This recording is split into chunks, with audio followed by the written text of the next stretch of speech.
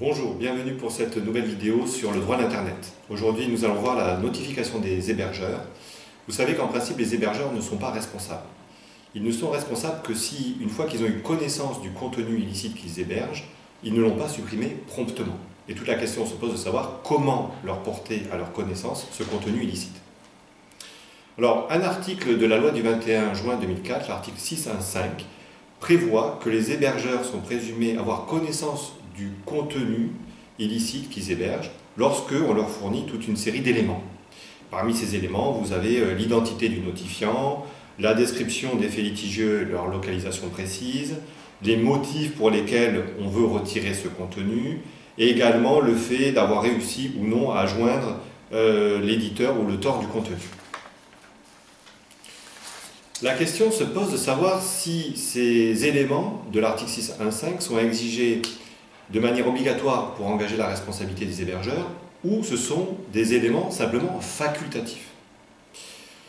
Un premier courant est de dire que ces éléments sont exigés à peine de validité de l'engagement de la responsabilité des hébergeurs, que donc il s'agit de formalités obligatoires.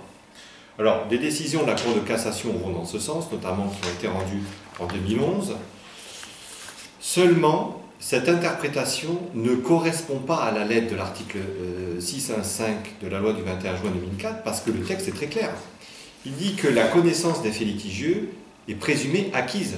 Donc, il pose une règle de preuve que l'hébergeur est présumé connaître le contenu qui lui est porté à sa connaissance, mais non une règle de validité des conditions pour engager la responsabilité de l'hébergeur. Alors, heureusement, certaines juridictions, notamment la Cour d'appel de Paris, dans un arrêt du 14 janvier 2011, considèrent qu'il s'agit d'une règle de preuve et non des éléments exigés pour engager la responsabilité de l'hébergeur.